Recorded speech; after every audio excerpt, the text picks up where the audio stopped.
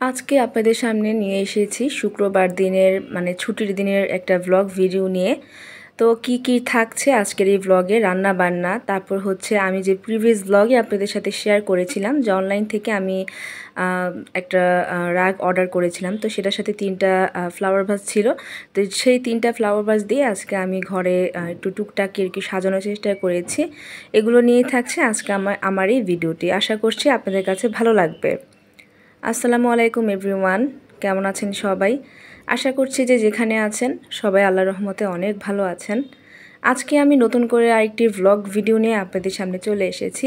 আশা করছি আজকের এই ফুল ভিডিওটি আপনাদের কাছে একটু হলেও ভালো লাগবে। আজকে আমার এই ভিডিওটি শুরু করে দিয়েছি হচ্ছে শুক্রবার, আর শুক্রবার প্রায় 11:30 বাজে আর কি ভিডিওটি শুরু করে দিয়েছি। তো আজকে ভিডিওটি মানে ভিডিও শেয়ার করার কোনো আর কি ইচ্ছেই ছিল না। তো এক কথায় বলতে গেলে একটু আলসেমি কাজ করছিল। তো পরে ভাবলাম যেহেতু আমার অনেক প্রিয় আপুরা আমাকে কমেন্টসে বলেছে যে ভিডিও না দিলে আমার চ্যানেলটি কিন্তু 12টায় বেজে যাবে।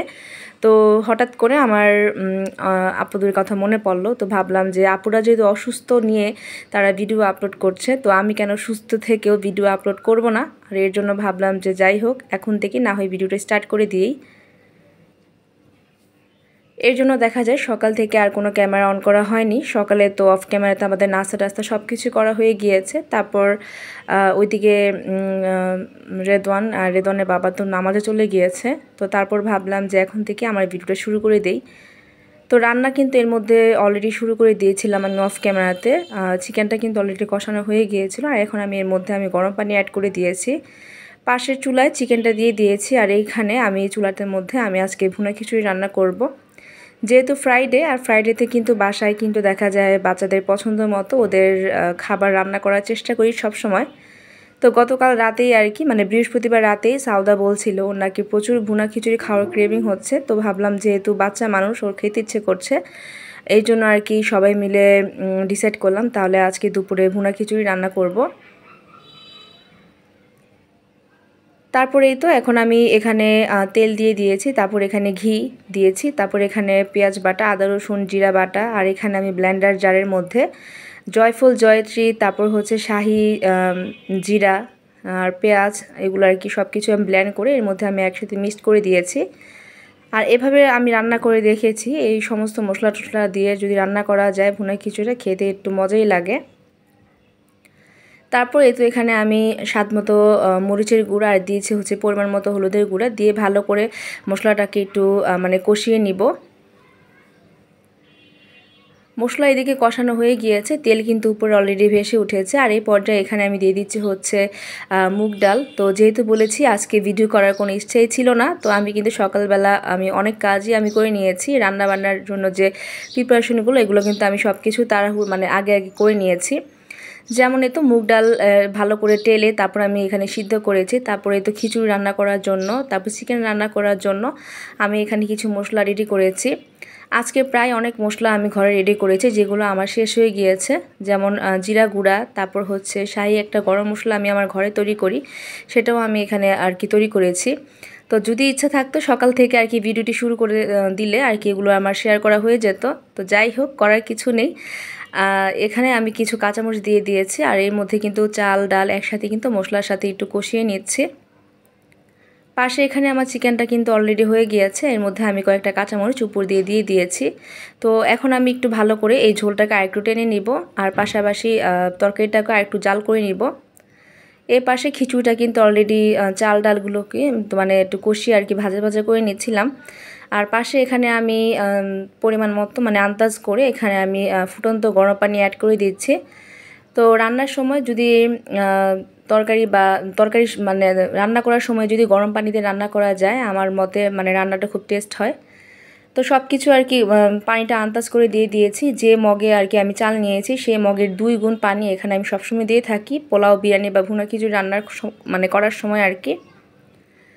এখন একটু লবণটা চেক করে দেখছিলাম। তো একটা টিপস বলে দিচ্ছি, এই পর্যায়ে যদি মনে করেন যে লবণটা মানে ঠিক আছে, মানে পারফেক্ট আছে, তাহলে বুঝবেন যে এটা খিচুড়িটা যখন হয়ে যাবে বা পোলাও বা ভুনা খিচুড়িটা যখন বিরিয়ানিটা যখন হয়ে যাবে তখন বুঝবেন যে লবণটা কিন্তু আন্না লাগবে।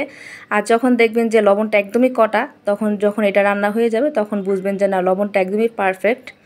এই টিপসটা আমি সবসময় ফলো করি, আর এই টিপসটা ফলো করি বলেই কিন্তু আমার পোলাও বা ভুনা খিচুড়ি বা বিরিয়ানি এগুলো কিন্তু সবই পারফেক্ট হয় লবণ আর কি।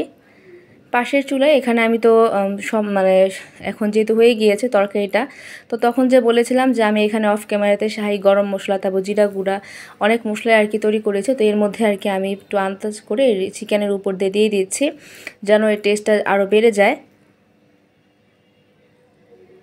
শুক্রবার দিন কিন্তু আমাদের সবার ঘরে কিন্তু ভালো কিছু রান্না করা হয়। তো আজকে আমার ঘরে হচ্ছে ভুনা খিচুড়ি, তারপর হচ্ছে চিকেন রান্না, পাশেই কিন্তু আমি অফ ক্যামেরাতে ডিম ভুনা করেছি, আর হচ্ছে কিছু বেগুনিও ভেজে নিব পরে আর কি, মানে খাওয়ার একটু আগে আর কি।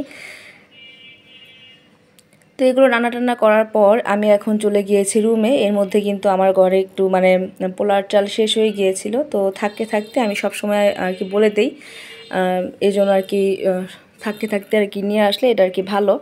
আর এর জন্য এর মধ্যে আমার ঘরে মানে পোলার চাল আনা হয়ে গিয়েছে, যেহেতু আমাদের নিচেই মানে দোকান আছে, তো ওখান থেকে পোলার চাল পাঠিয়ে দিয়েছে। আর এখন আমি এগুলোকে কন্টেনারে রেখে দিচ্ছি। এখন আমার মানে হেল্পিং হ্যান্ড আসেনি, উনি আসলে আর কি ঘর মানে বাড়ি মানে গুছানো হবে। তো পাশে ভাবলাম যেখানে আমি চালটাও ঢেলে নেই, নোংরা হলে আর কি এগুলো পরে ক্লিন করে দেওয়া যাবে আর কি। তো আজকে ভিডিওটি যারা এই পর্যন্ত কন্টিনিউ করেছেন, আমি একবার বলে দিচ্ছি, প্লিজ লাইকটি যদি আপনারা দিতে ভুলে গিয়ে থাকেন, লাইকটি দিয়ে বাকি ভিডিও দেখা কন্টিনিউ করবেন, কারণ আপনাদের লাইকই পারে এই ভিডিওটি আরও অসংখ্য আপু ভাইদের কাছে পৌঁছায় দিতে। আমার কিন্তু এর মধ্যে এই খিচুড়িটা রান্না অলরেডি হয়ে গিয়েছে, আর এই পর্যায়ে কিন্তু আমি সুন্দর করে একটু উপরটা নিচে, নিচেরটা উপরে, এভাবে কিন্তু একটু উল্টিয়ে পাল্টিয়ে দিচ্ছিলাম। তারপর খিচুড়ির উপরে আমি একটু সব কিছু আর কি একবারে করে আর কি আমি উপরে একটু দিয়ে দেবো হচ্ছে খাঁটি ঘি, এতে করে কিন্তু ফ্লেভারটাও ভালো আসবে আর খেতেও কিন্তু মজা হবে। তো আমার বাসায় মানে ঘি শেষ হয়ে গিয়েছে, তো যতটুকু ছিল আমি একদমই আর কি সুন্দর করে আর কি দিয়ে দিয়েছি। তারপর আমি এটাকে সুন্দর করে একটু ঢেকে রেখে দেব। এখন আমি চলে এসেছি, এই তো যে বলেছিলাম যে এইগুলো দিয়ে আজকে আমি টেবিলের উপরে মানে টুকটাকি কিছু মানে সাজিয়ে রাখবো, যেন এগুলো মানে দেখতে সুন্দর লাগবে আর কি। তো এতে তিনটা সাইজ, একটা মেবি 8 ইঞ্চি, আর একটা 6 ইঞ্চি, আর একটা মনে হয় 4 ইঞ্চি। তো এটা আমি আইডিয়া করে বললাম, যাই হোক। তো এই তিনটা দিয়ে আর কি সাজিয়ে নিব আজকে সুন্দর করে আর কি একটা এভাবে করে আর কি রেখে দিব।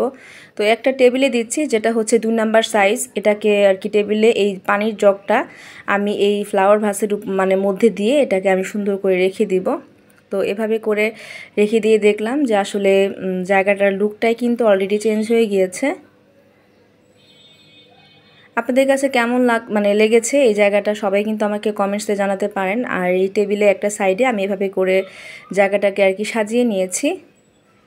তো এই তো হচ্ছে আমার টেবিলটা যেহেতু এভাবে রেখেছি ফ্লাওয়ার ভাসটা, তো এভাবে কেমন দেখাচ্ছে প্লিজ সবাই কিন্তু আমাকে কমেন্টসে জানাবেন। আর পাশেই যে আর দুইটা সাইজ আছে, যেটা হচ্ছে 8 ইঞ্চি, তো এটাকে আমি এখন সুরাকের উপরে সাজিয়ে রাখবো। তো সুরাকের উপরে যে কাভারটা আছে এটাকে আমি ভালো করে একটু ঝেড়ে নিচ্ছিলাম।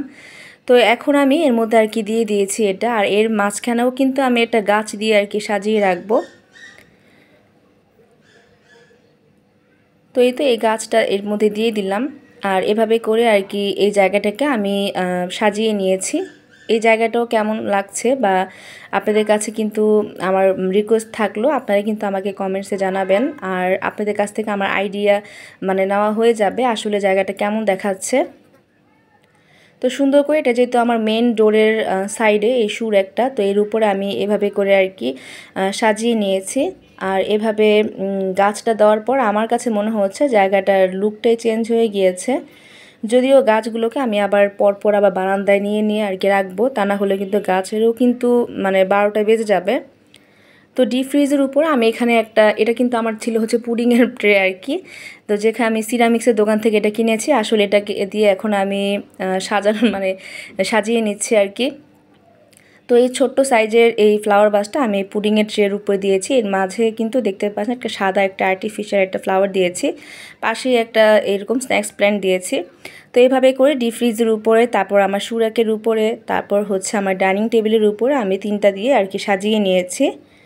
তো ঘর বাড়ি সাজানো কিন্তু অলরেডি হয়ে গিয়েছে। আমি কিন্তু এখানে কিছু বেগুনি ভেজে নিচ্ছি, যেহেতু বলেছিলাম যে খাওয়ার আগেই গরম গরম বেগুনি ভেজে তারপর আর কি আমরা খেয়ে নেব।